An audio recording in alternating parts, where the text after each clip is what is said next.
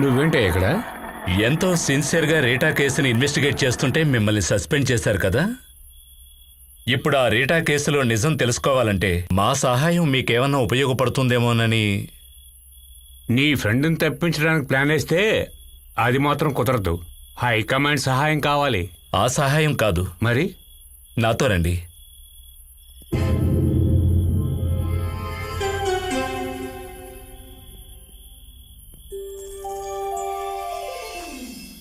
ఏ నువ్వు బయటకు వచ్చావా?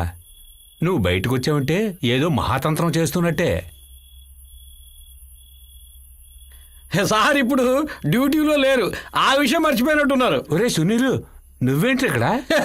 మీరు నన్ను ఇంతవరకు లాకప్లోనూ చూశారు సార్, కాస్త బయట కూడా చూడండి సార్. అయితే నువ్వే అనమాట ఈయన బయటికి తీసుకొచ్చి? అవును, నేనే సార్ని బయటికి తీసుకొచ్చాను ఒక సహాయం కోసం. ఏం సహాయం? చెప్తాను.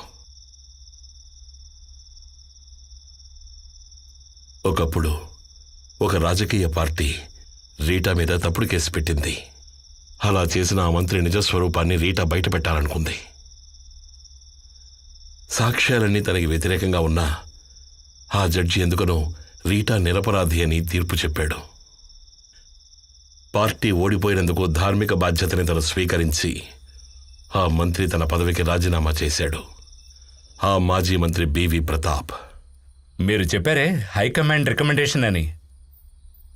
అవును, ఇవన్నీ మీరెలా తెలుసుకోగలిగారు? సర్లే, నేనేం చేయాలి?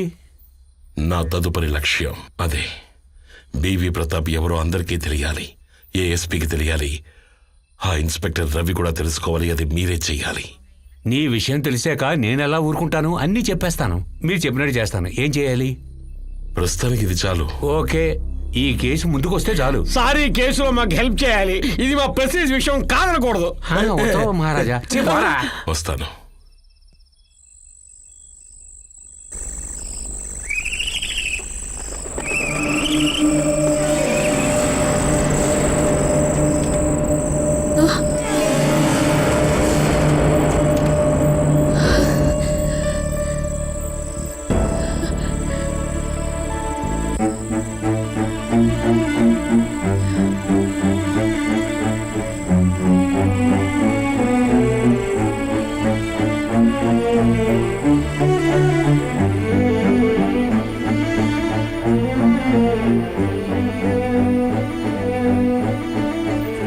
मैडम,